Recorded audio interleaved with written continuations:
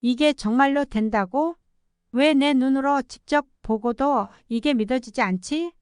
이것 보세요. 한국에서는 안 되는 데가 없어요. 제 말이 맞죠? 해당 사연은 프랑스인 마리 씨가 제보해주신 이야기를 바탕으로 재구성된 이야기입니다. 안녕하세요. 저는 프랑스 파리 근교의 소도시 르노에서 온 마리입니다. 사람들은 파리는 잘 알고 있지만 제가 사는 도시인 르노는 잘 모르더군요. 제가 살던 고향 도시의 이름인 르노라는 브랜드의 자동차가 한국에도 있어. 제가 프랑스 르노에서 왔다고 하면 그 자동차 브랜드 이름과 정말 같은 거냐며 묻곤 합니다. 르노라는 이 도시는 주로 주거 지역으로 사용되며 조용하고 고요한 분위기를 갖고 있습니다. 르노는 파리와의 근접성으로 인해 파리 지역에서 일하는 사람들이 주거지를 찾는데 인기 있는 지역 중 하나입니다. 제 고향의 이름과 같은 브랜드의 자동차를 한국에서도 보게 되다니 기분은 좋았지만 이렇게 편리함이 가득한 한국에서 살다가 르노로 돌아가서 살라고 하면 물론 저의 고향이긴 하지만 아마 절대로 못 살 거예요.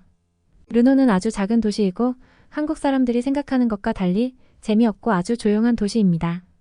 한국인들은 프랑스가 한국보다 선진국이 아니냐고 하시지만 그건 어디까지나 프랑스 중심지인 파리의 화려한 모습 때문에 생겨난 선입견이고 막상 저의 고향에 가보면 이게 모든 사람들의 판타지소 화려한 프랑스가 맞나 싶을 정도로 오래된 건물에 열쇠로 문을 열어야 하고 엘리베이터가 없는 건물들이 가득한 그저 일이 끝나고 지쳐있는 사람들이 사는 배드타운일 뿐이랍니다.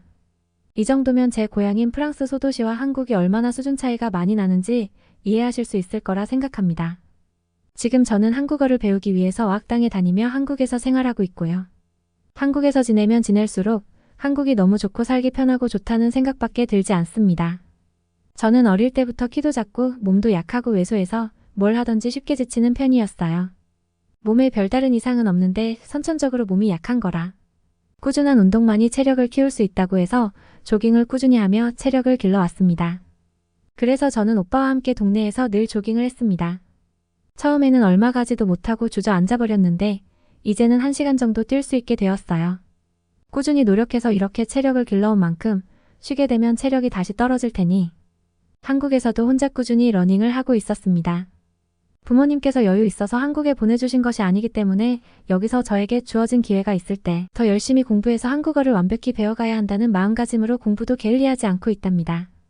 한국에서는 보고 싶은 오빠와 함께 러닝을 할 수 없지만 울퉁불퉁한 돌 바닥 투성에 좁고 구부러진 골목길에서 언제 올지 모르는 자동차와 함께 뛰어야 했던 저의 고향과 다르게 한국은 보도블록도 잘 정리되어 있고 도로도 넓어 발목을 접지를 걱정을 하지 않아도 되어서 좋더라고요.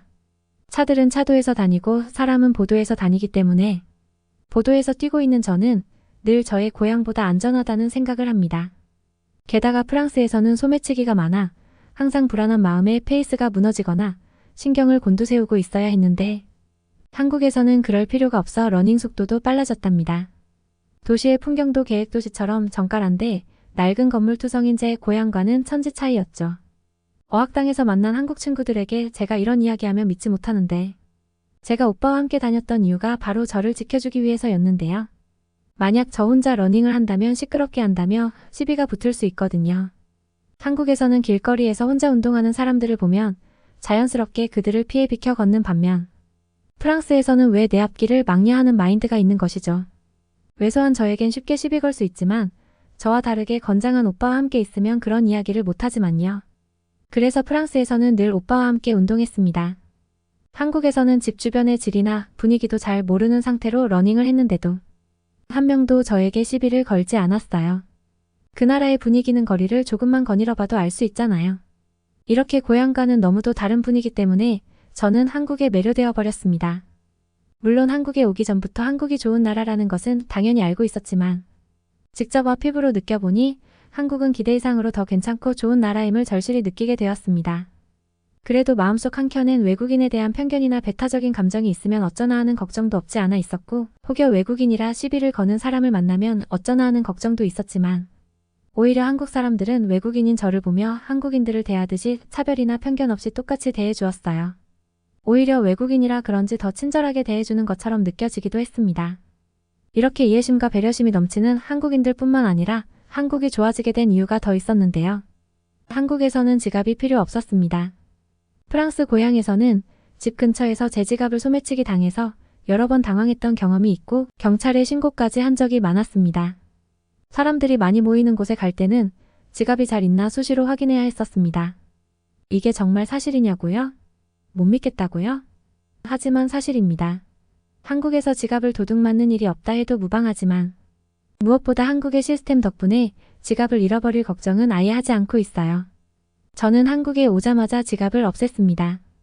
돈이 없어서 없앤 것이 아니라 제 돈은 통장에 넣어두고 핸드폰에 있는 결제 기능을 사용하고 있어 지갑이 필요 없어졌기 때문이랍니다. 핸드폰을 열고 잠금 패턴을 푼 후 화면 하단을 쓸어 올리면 제 신용카드가 나오고 제 엄지손가락을 인식시켜 지문을 입력하면 제 핸드폰이 지갑이 되고 신용카드가 된답니다. 이 글을 보는 프랑스인들은 지금 누굴 바보 취급하는 거냐며 이런 기능은 모두가 다 아는 기능이 아니냐고 되려 물을 수도 있겠지만 한국에서는 이 기능으로 결제가 안 되는 곳이 없답니다. 핸드폰으로 결제할 때 거절당하거나 화를 내는 종업원은 한 번도 본 적이 없습니다. 한국에서는 이게 당연하다는 뜻이겠죠. 한국인 친구는 우체국에서 수포를 보낼 때도 이 기능을 사용할 수 있고 관공서에서도 이 기능을 쓸 수 있다고 했답니다. 이런 좋은 기능이 있어도 아직도 카드보다 현금을 쓰기에 무용지물인 경우가 다반사인 프랑스와 완벽하게 상황이 다릅니다. 그래서 저는 지갑 없이 핸드폰만 들고 한국을 돌아다닙니다. 얼마나 편한가요? 핸드폰만 있으면 한국에서는 모든 것이 다 됩니다. 카페나 음식점에서도 핸드폰 어플로 미리 주문을 하거나 포인트를 적립할 수 있잖아요. 이미 한국은 프랑스 사람들이 생각하는 것 이상으로 수준 있게 디지털화가 되어 있어요. 어학당에 가기 위해서는 지하철을 타고 이동해야 하는데 지하철 요금도 핸드폰으로 지불할 수 있어요. 아직도 제 말이 믿어지지 않는 분들이 있을 수도 있어요. 저도 오빠와 부모님께 제가 한국에서 경험한 것들을 말씀드리고는 했는데 처음에는 제 가족마저 제가 거짓말을 하는 줄 아셨다고 합니다. 앞으로 15년 뒤면 몰라도 지금 그게 가능하냐며 정말인지 여러 번 묻기도 하셨고요. 그리고 작은 아시아 국가가 이렇게 엄청나게 발전해 있다는 것에 놀라기도 하셨죠. 부모님과 오빠가 가지고 있는 핸드폰도 한국에서 만든 제품이라고 말씀드리니 더욱 놀라시기도 하셨습니다. 그리고 파리에서 살고 계시는 이모가 한국에 놀러 오신 적이 있는데요. 원래는 한국에 여행 올 생각이 없었는데 제가 한국 자랑을 엄청나게 했었고 유럽에서 멀리 떨어진 아시아로 장시간 비행해서 여행 오는 게 부담스러웠는데 그래도 조카가 있는 나라인 만큼 여름 휴가를 한국으로 오셨답니다. 저는 어릴 때부터 이모가 한국에 방문하시기 전까지 프랑스의 수도인 파리에서 살고 있는 이모가 파리지엔 같고 세련돼 보인다고 생각했었는데 프랑스보다 편리한 한국의 인프라와 발전된 기술 그리고 핸드폰으로 모든 것을 해결하는 모습을 보며 이모의 눈이 휘둥그레지는 걸 보면서 제 옛모습과 같은 유럽 촌뜨기 사람 같았습니다. 그리고 이모도 저의 부모님과 오빠처럼 한국은 우리보다 15년은 앞서 있는 사람들 같다며 적지 않은 충격을 받으시기도 했던 모양이었어요. 그렇게 한국을 여행하고 곳곳을 돌아다니며 한국은 정말 좋은 곳 같으니 상황이 허락한다면 한국에 꼭 살아보고 싶다는 말씀을 여러 번 하셨답니다. 저도 방학 동안 이모와 함께 여러 곳을 돌아다녔습니다. 그렇게 이모는 한국에 있으면서 파리에 있는 이모의 가족들과 저의 부모님과 오빠를 위한 기념품과 선물들을 잔뜩 사셨답니다. 한두 개씩 사다 보니 너무 많은 선물들과 기념품들을 사게 되어버렸고 짐이 감당 안 될 만큼 많아져 버렸습니다.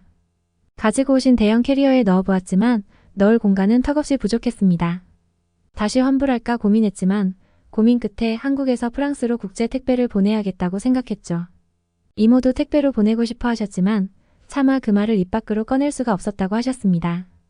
왜냐하면 분실의 위험이 있고 무엇보다 배송이 너무 오래 걸릴 게 뻔하다고 생각했기 때문입니다. 하지만 고민도 잠시 이모는 여기는 한국이고 한국은 뭔가 다를 거라고 하셨어요. 그 말을 들은 저도 이모의 의견에 동의했습니다. 저와 이모가 겪어본 한국은 이런 걱정이 필요 없는 나라라는 것을 알고 있었거든요. 기념품과 선물들을 들고 근처에 있는 우체국으로 갔습니다. 신청서도 간편히 작성할 수 있었고 정확히 무게를 재고 합리적인 가격을 지불했습니다. 무엇보다 일 처리해주시는 직원들의 속도는 놀라웠습니다.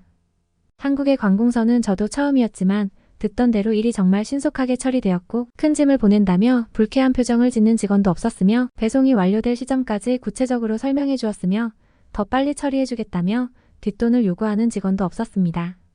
게다가 핸드폰 번호를 남기면 메신저로 실시간 배송 현황을 추적해 볼 수 있다고 설명해 주었습니다. 이모는 한국 번호가 없었기 때문에 제 번호를 알려드렸고 저는 택배 알림이 올 때마다 어떻게 진행되고 있는지 이모에게 상세히 전달해 드릴 수 있었어요. 이모는 이렇게 편리하게 알림을 받아볼 수 있는 거냐며 신기해하셨습니다.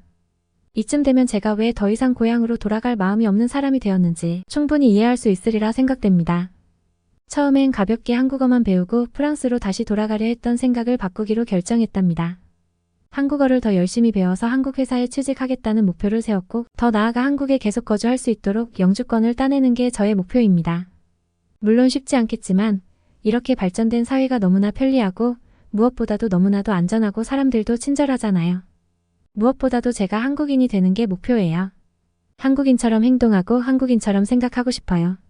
한국의 시스템들이 너무 앞서 있어서 못 믿을 때가 있었지만 늘 그랬듯이 불신은 더 큰 신뢰로 돌아오거든요. 이모도 한국을 경험해 보신 후엔 제가 프랑스로 돌아오지 않고 한국에 꼭 정착할 수 있길 바란다며 행운을 빌어주고 프랑스로 돌아가셨어요. 직접 얼굴을 못 봐도 좋으니 계속 여기서 살으라고 말이죠. 콧대 높은 파리지앵인 이모가 이렇게 말하실 정도인데 한국이 얼마나 좋은 곳인지 실감이 되시나요? 어린 시절에는 프랑스에서 태어나 유럽인, 백인으로 사는 것이 축복이고 행운이라고 생각했었지만 지금 이 시대에는 그 반대가 되어야 하지 않을까 싶습니다. 제가 들려드릴 이야기는 여기까지입니다. 다음에도 더 좋은 영상으로 다시 찾아뵙겠습니다. 구독과 좋아요, 알림 설정은 여러분께 감동을 전달해드리는 영상을 만드는 데 큰 힘이 됩니다. 오늘도 영상 시청해주셔서 감사합니다.